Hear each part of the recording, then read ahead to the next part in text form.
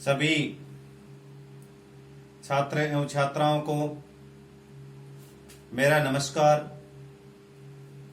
Vivekananda school निमका थाना के online classes में आपका हार्दिक स्वागत है। प्रिय छात्रों,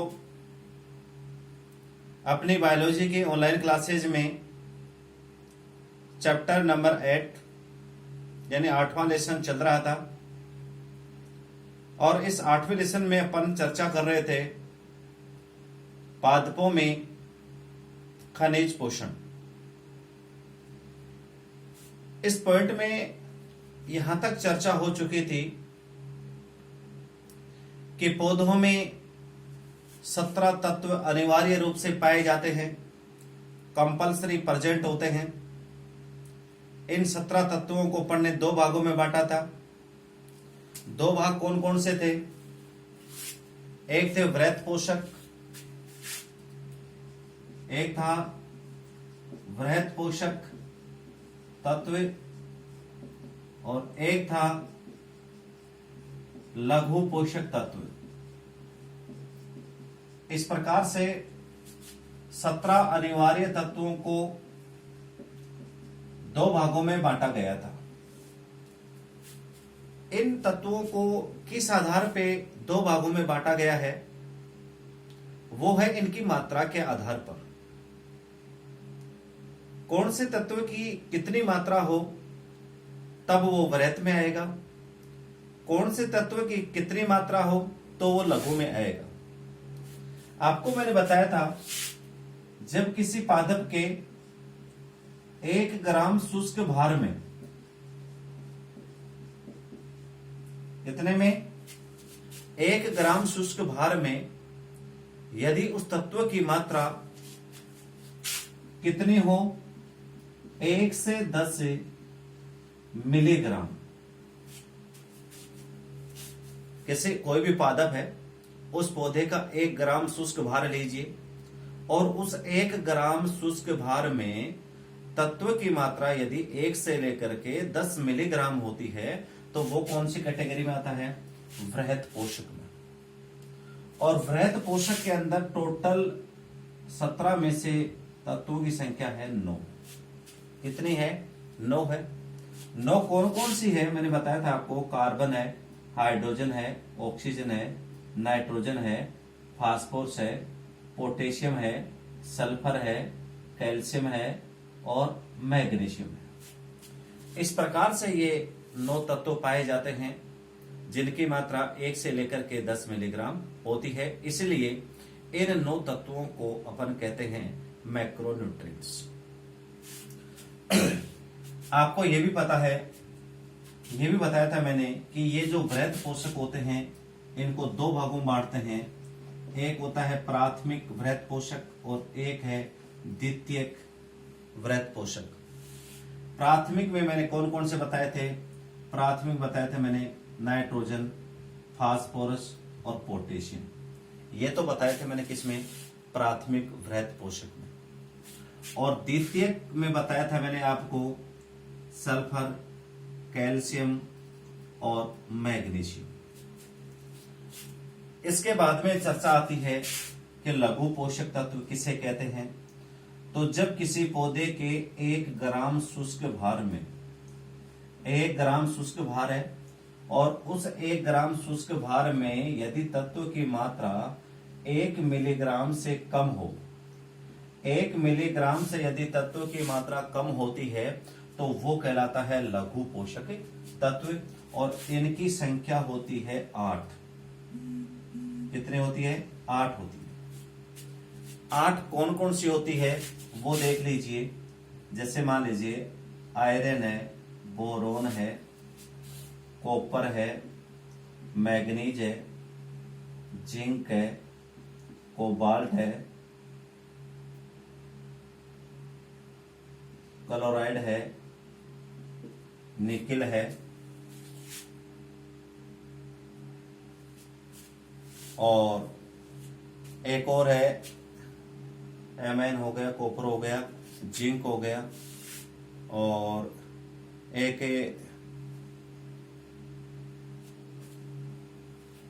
एक और आएगा इसमें मोलिब्डेनम। ये इस प्रकार से 8 होते हैं, iron, Fe, boron, copper, manganese, zinc, chloride, nickel और मोलिब्डेनम। ये 8 तत्व होते हैं जिनकी मात्रा 1 मिलीग्राम से कम पाई जाती है। इसके बाद में ये भी बताया था मैंने कि एक तो होता है Fe और एक होता है बोरॉन।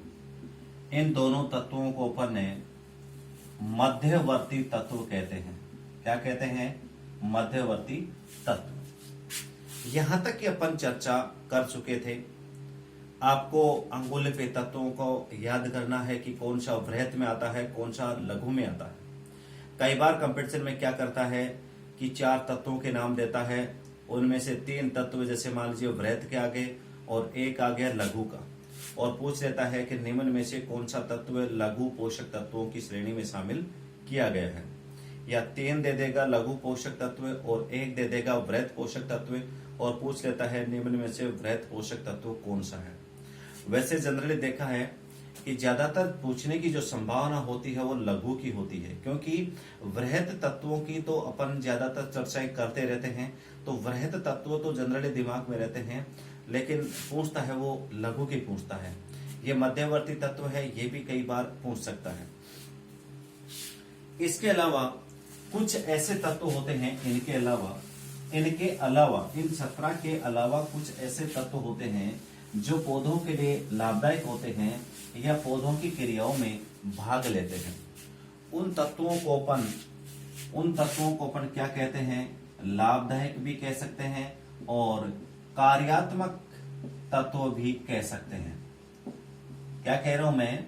जो 17 तत्व हैं, इन 17 तत्वों के अलावा कुछ ऐसे तत्व पाए जाते हैं जो पादप में उपयोगी होते हैं, इसलिए इन तत्वों को लाभदायक या कार्यात्मक तत्व कहा जाता है। अब ये कौन कौन से हो सकते हैं? जैसे मान लीजिए, इसमें अपन ये भी कह सकते हैं कि ये कई क्रियाओं के अंदर क्या करते हैं? भाग लेते हैं। कौन कौन से हो सकते हैं? जैसे मान लीजिए सोडियम है, Si है, इसके अलावा कोबाल्ट है, इसके अलावा Ag है। ये जो तत्व मैंने बताए हैं, Na है, Si है, कोबाल्ट है, Ag है, ये जो तत्व होते हैं ये 17 तत्वों से अलग हैं। ध्यान देना, उन 17 तत्वों में कहीं भी इनका कोई नाम नहीं है। तो ये जो तत्व होते हैं इनको लाभदायक या क्रियात्मक तत्व कहते हैं। यहां तक की बातें क्लियर हो गई होंगी आपके। अब बात आती है कि जो अनिवार्य तत्व होते हैं इनको कार्य के आधार पर 4 भागों में बांटा गया है। क्या कह रहा हूं मैं?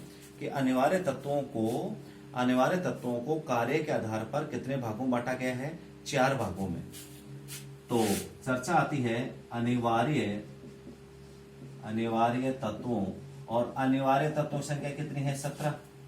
अनिवार्य तत्वों को कार्य के आधार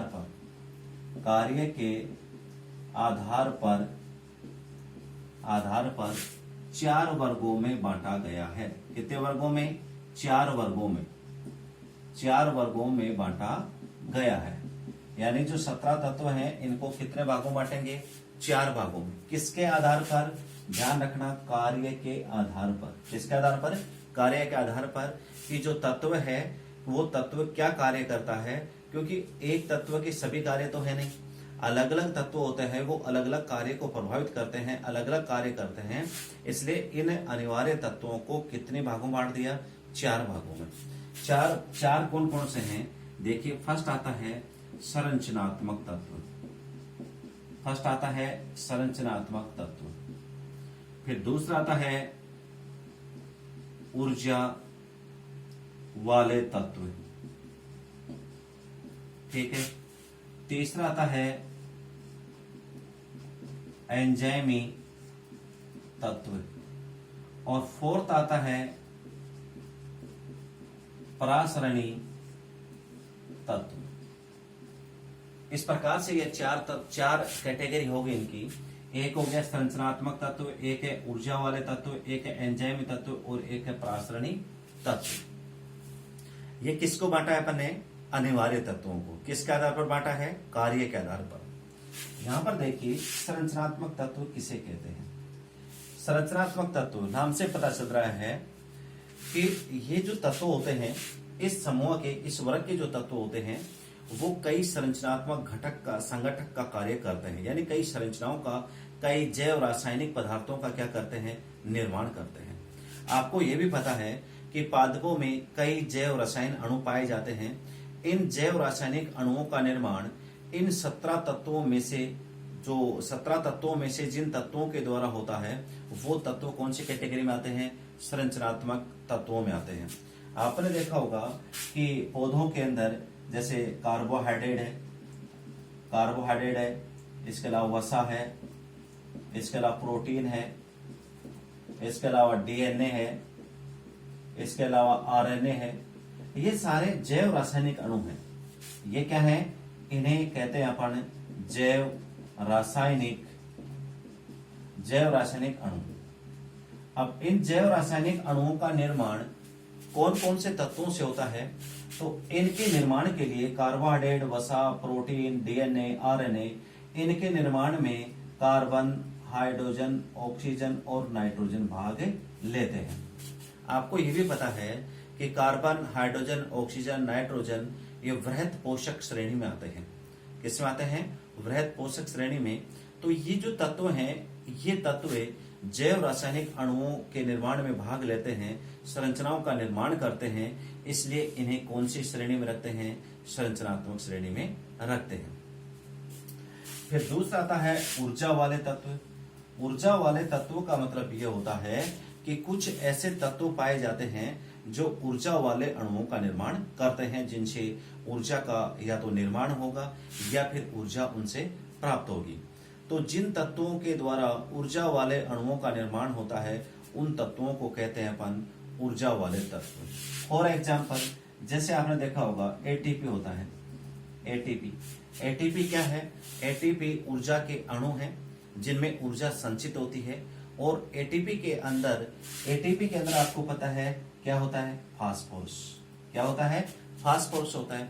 और फास्फोरस आपको पता है अनिवार्य तत्वों में भी पाया जाता है। इसके अलावा आपने देखा होगा जो क्लोरोफिल होता है,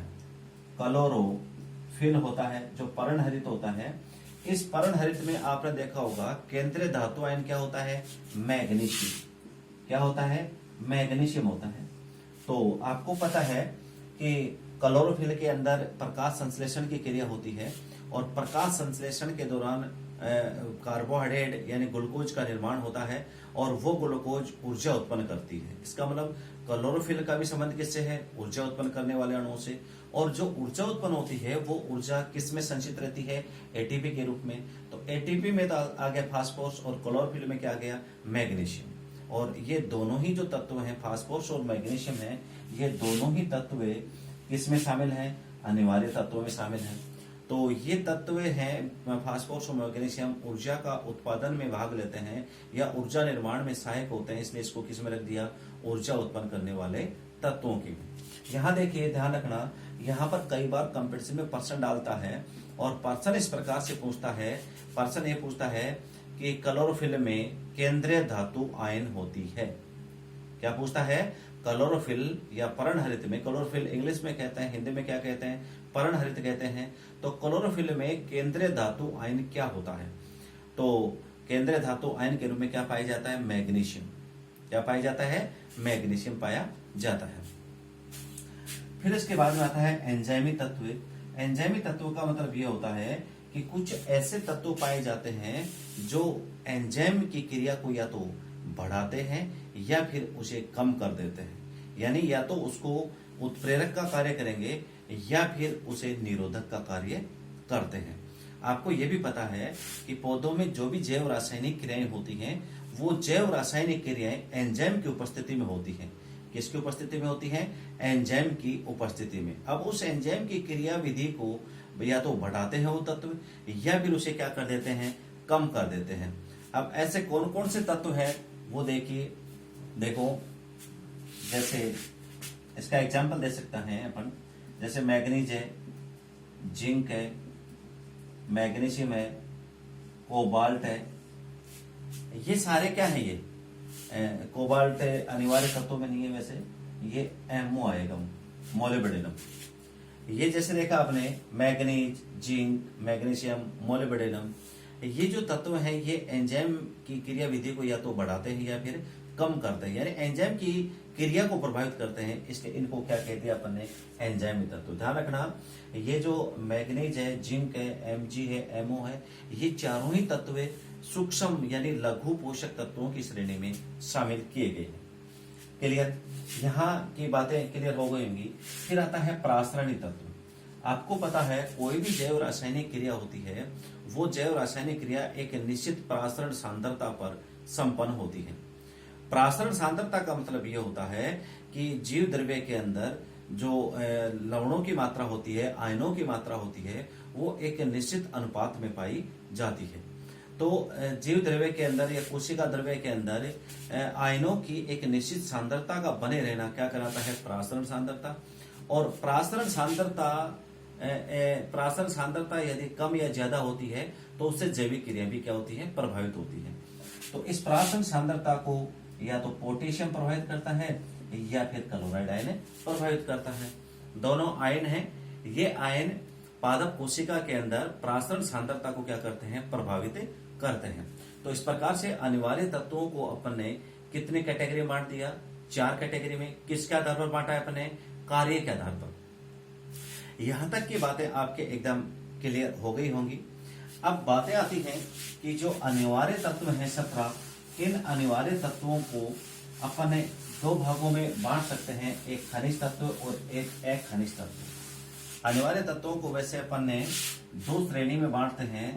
अनिवार्य जो तत्व हैं, इन अनिवार्य तत्वों को कितने भागों में बांटते हैं, 2 में। एक होता है अखनिज तत्व और एक है खनिज तत्व।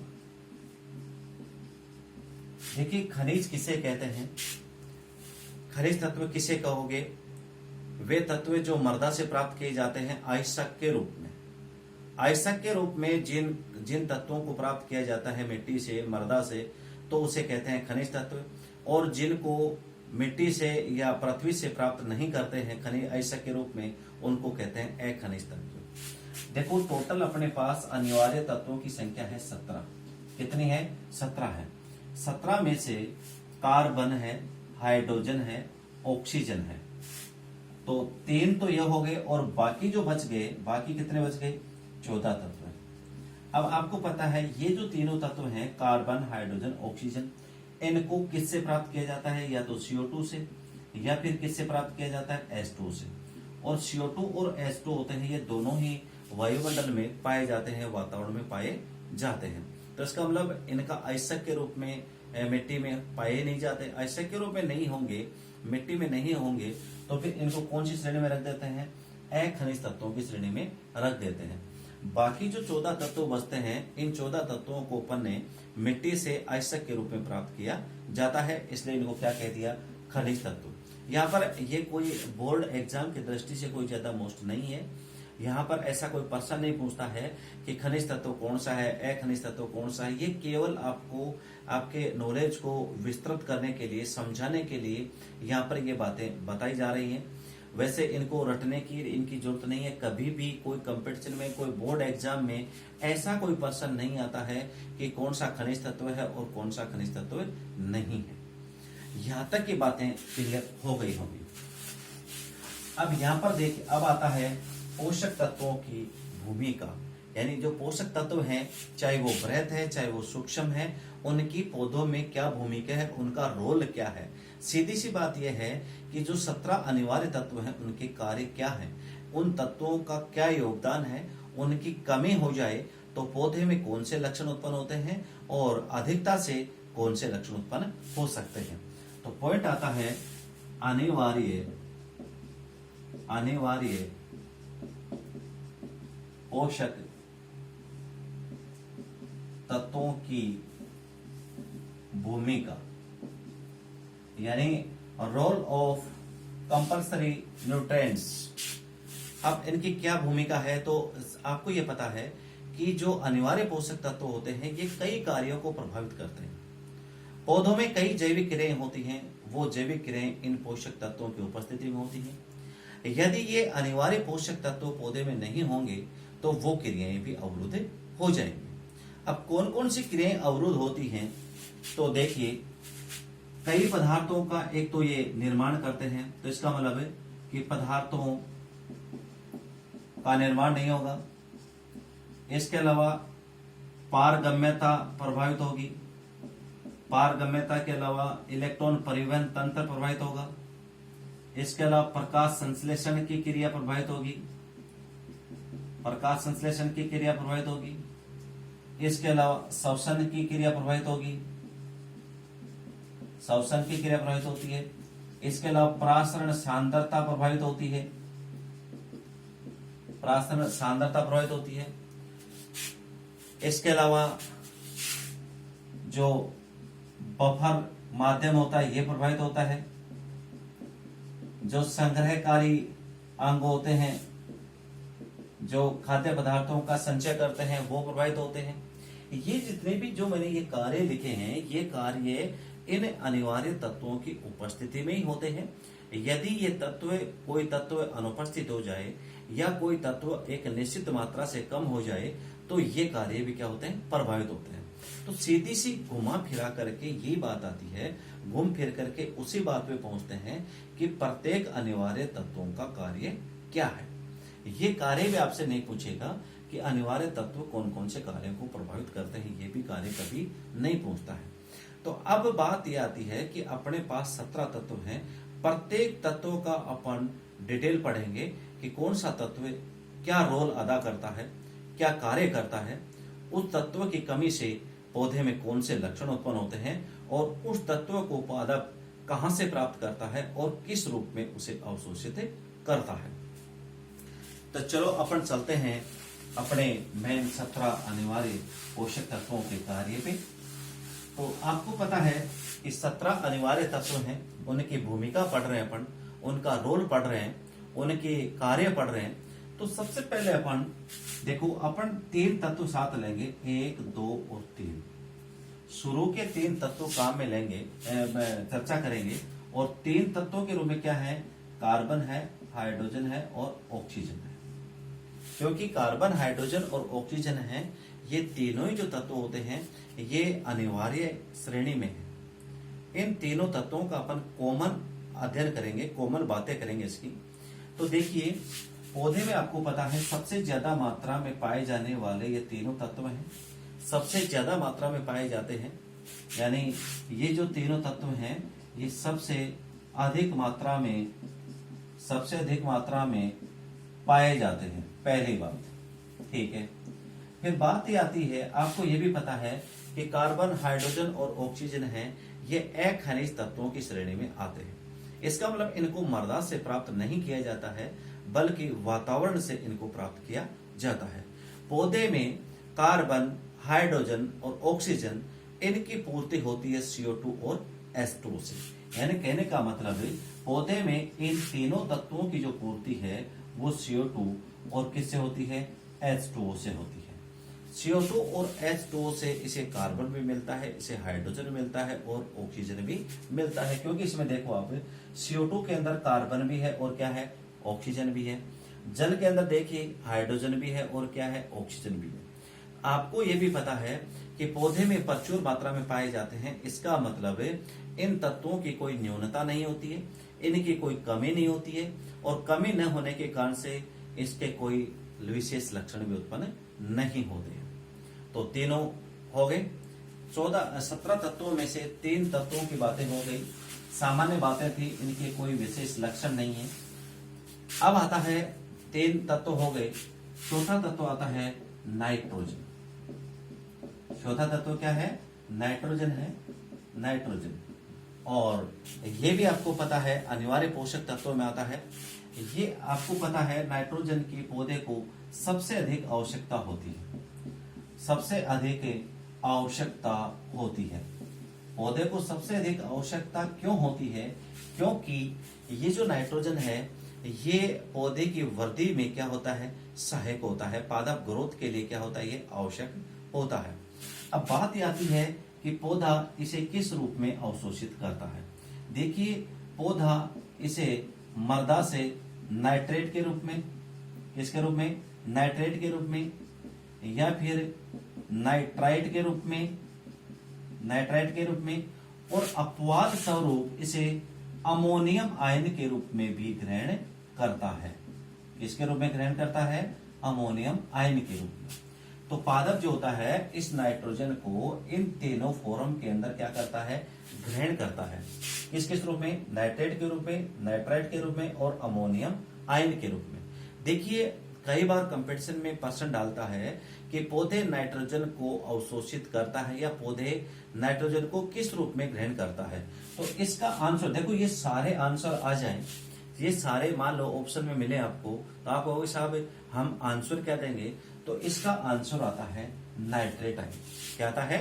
Nitrate ion. तो पौधा नाइट्रोजन को नाइट्रेट आयन के रूप में, नाइट्राइट के रूप में या फिर अमोनियम आयन के रूप में ग्रहण करता है, इसके रूप में अवशोषित करेगा। आप एक चीज और का ध्यान रखना कि जो भी तत्व होगा उस तत्वों को पौधा आयन के रूप में अवशोषित करता है। यहाँ पर देखिए ये तीनों ही फॉर्म क्या है? आयन के रूप में है।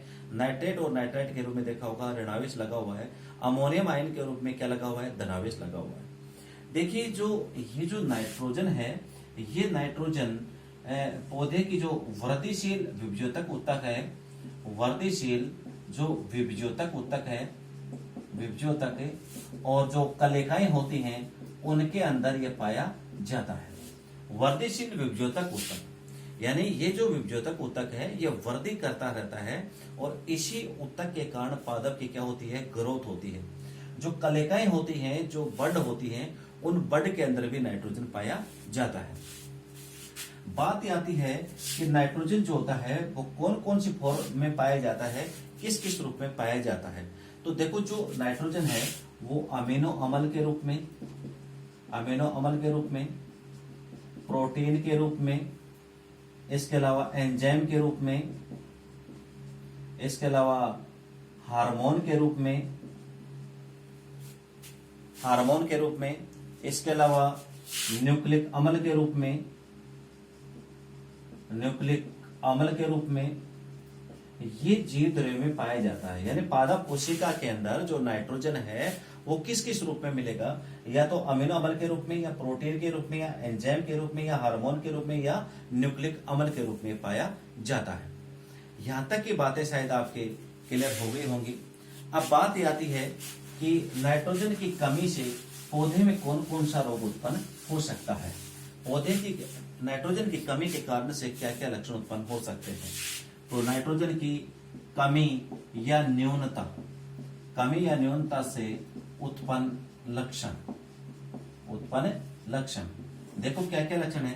पहला है कि पौधे में हरिमाहीनता, हरिमाहीनता उत्पन्न हो जाती है, का उत्पन्न होना, उत्पन्न होना। हरिमाहीनता का मतलब ये होता है पत्तियों का पीला पड़ना, और ये हरिमाहीनता है ये पहले पुरानी पत्तियों में होती है और फिर तरुण पत्तियों में आना शुरू हो जाती है और पत्तियां पीली पड़ करके झड़ना शुरू हो जाती है।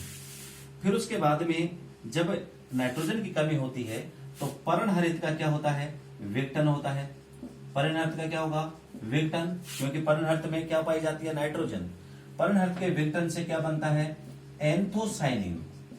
एंथोसाइनिन वर्णक बनने लगता है और एंथोसाइनिन के कारण जो पत्तियां होती हैं वो किस कलर की हो जाती हैं? गुलाबी कलर की हो जाती हैं। यानी होनी चाहिए हरी, लेकिन वो किस कलर की हो जाती है? गुलाबी कलर की हो जाती है। और तीसरा यह है कि जो पार्श्व कलिका होती हैं, ये पार्श्व कलिकाओं की वृद्धि रुक जाती है। यानी पादप होता है कि वो लंबा बढ़ता है, साइड में वो फैलता नहीं है। और चौथा लक्षण यह हो सकता है कि पादप क्या रह सकता है? पादप बोने रह जाते हैं, लंबाई में बढ़ते नहीं हैं। तो इस प्रकार से ये जो मैंने आपको लक्षण बताए हैं, ये लक्षण नाइट्रोजन की कमी के कारण से उत्पन्न होते हैं। तो इस प्रकार से अनिवार्य तत्वों में आपके 4 तत्व हो गए हैं।